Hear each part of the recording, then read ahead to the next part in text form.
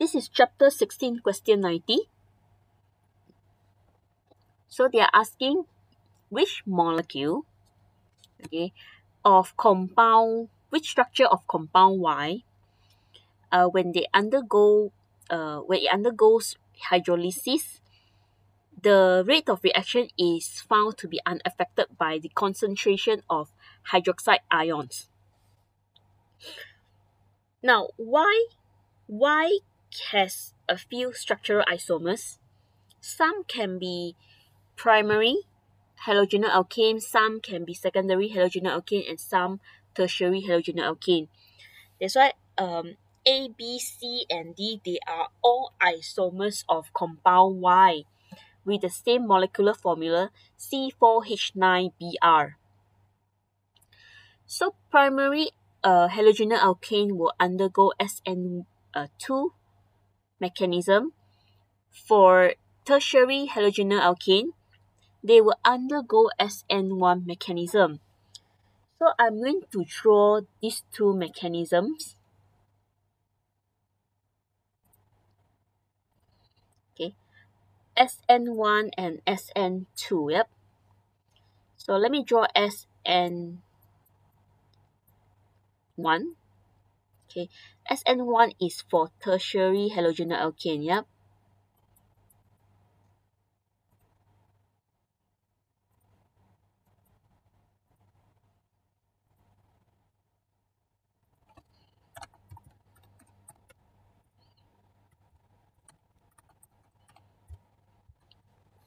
So let me give an example of tertiary halogenal alkane. The C that is bonded to the halogen atom is also bonded to 3 R groups. That is why it is called a tertiary halogenal alkane.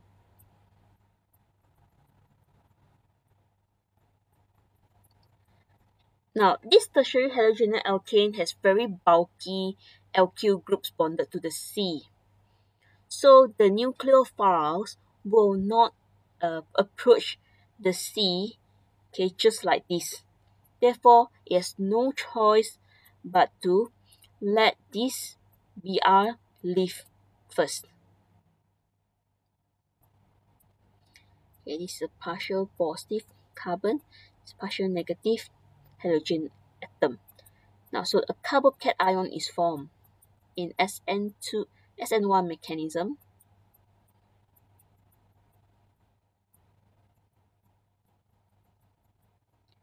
Okay, this is the slow step, or we call it rate determining step. Then after that, you will have the hydroxide ions attack this positive carbon. At the end, you get an alcohol. Okay, this step is fast. Doesn't affect the rate of the reaction. Okay, it is always the slowest step in the mechanism that affect the rate of reaction. So this is an SN1 mechanism. Now let's draw SN2.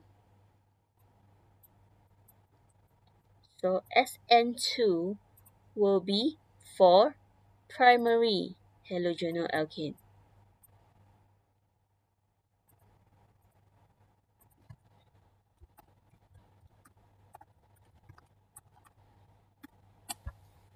Okay, now let's draw mechanism for SN2.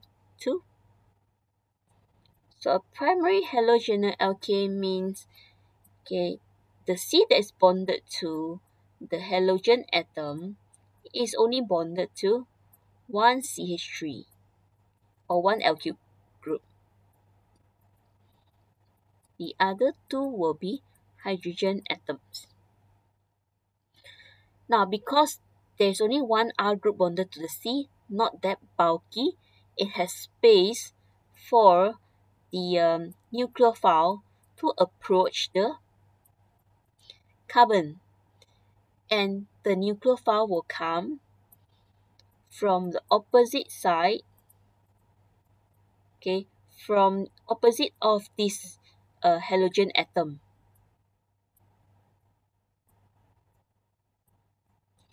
Why? Because this is partial negative. Hydroxide ion is also negatively charged. Negative, negative, they repel each other.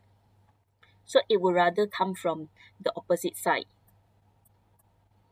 Now this is a slow step. Why? Because it involves the breaking of the bond.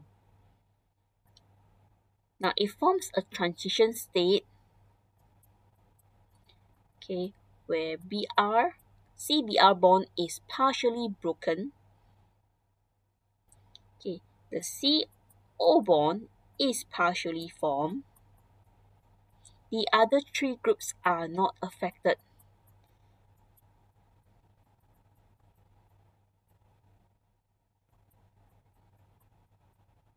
So overall, it has a negative charge. Because remember, just now this molecule was neutral.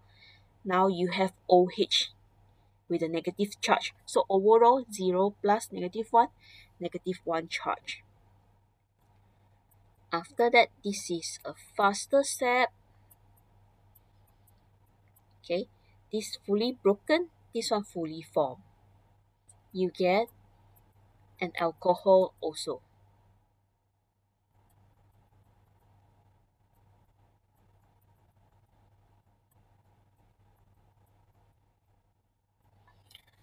Okay, now we have the two mechanisms now. So which one will be, the rate of reaction will be affected by the concentration of hydroxide ion? We have to look at the slowest step in the mechanism, which is both also the first step. Now, in this SN1, the slow step, you only have the halogenal alkane as the reactant. So, only when we change the concentration of the halogenal alkane, the rate of reaction will be affected. In SN2, you have two reactants in the slowest step as, okay, two reactants. One will be the halogenal alkane, the other one is hydroxide ion. I told you slowest step in the mechanism is the one that affect the rate of reaction the most. So the change in concentration of hydroxide ion will affect the rate of this slower step, hence affect the rate of the whole reaction. So SN2 is the one when you change concentration of hydroxide ion, you change the rate of reaction. SN1 is unaffected by the concentration of hydroxide ion. So we look at the structure of Y in A, B, C, and D. Which one is a tertiary halogenal alkane? That structure, when it undergoes hydrolysis, the rate of reaction is unaffected by the changes in concentration of hydroxide ion. So very simple, we want to look at all the answers and see which one is a tertiary halogenal alkane. C bonded to Br is also bonded to 3 R groups. Now it's very obvious, the answer is D. Okay. A is a primary halogenal alkane. B, okay, is a secondary halogenal alkane. C is also a primary halogenal alkane. Only D is a tertiary halogenal alkane. So the answer to this question is D.